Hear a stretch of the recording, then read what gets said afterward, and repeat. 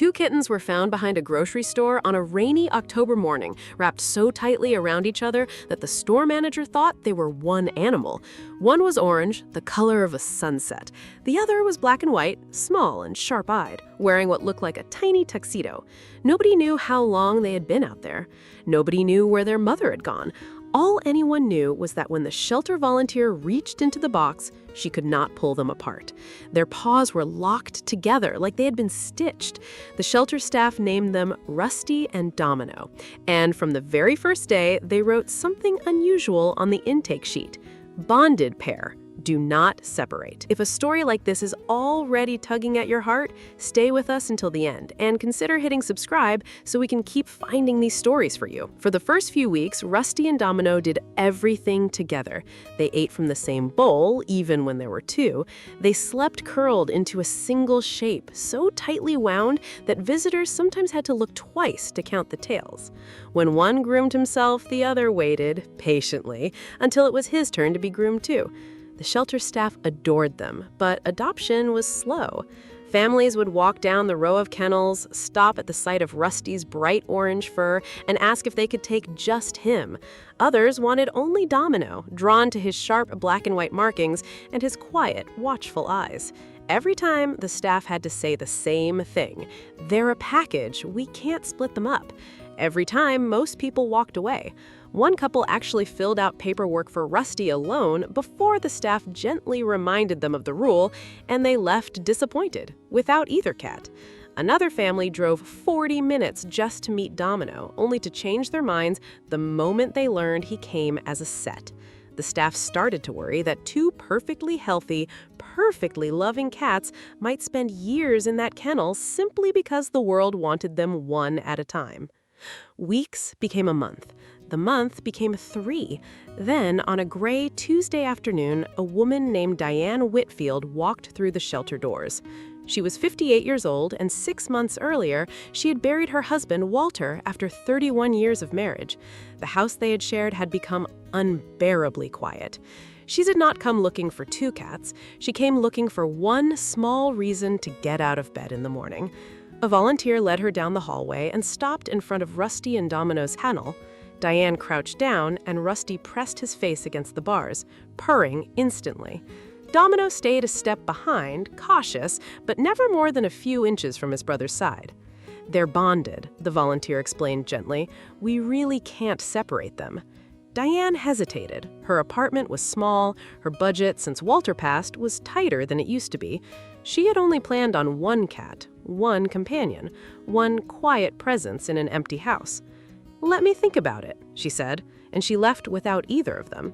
That weekend, the shelter made a decision they would later regret. A family had shown interest in Rusty alone, and in a moment of scheduling confusion, he was sent home with them for a trial weekend while Domino stayed behind. It was meant to be temporary, just 2 days, just a test, but by the second morning, Domino had not eaten a single bite. He sat pressed against the corner of the kennel where Rusty always slept, refusing every treat, every gentle, coaxing hand.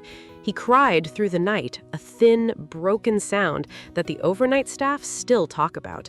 One volunteer sat beside his kennel for nearly an hour, offering treats, soft words, a blanket that still smelled of Rusty, but nothing worked. Domino simply pressed his small black and white face into the corner and waited. If you're already hoping these two never spend another night apart, this is a good moment to hit subscribe so you never miss how their story unfolds. When Rusty came back on Sunday evening, something extraordinary happened. Domino ran to the front of the kennel and did not stop crying until the door opened and they were pressed together again. Diane happened to be there that same evening, returning to ask a few more questions before making her decision. She watched the whole reunion happen in front of her, watched 2 grown cats cling to each other like they were afraid of losing something irreplaceable. She did not think about her budget after that. She did not think about the size of her apartment. She signed the paperwork for both cats that night. "I came here for one reason, to get out of bed," she told the volunteer. "Now I have 2. The first weeks at home were an adjustment for everyone. Rusty explored every corner of the apartment within an hour, while Domino stayed close to Diane's ankles, still unsure of this new quiet place.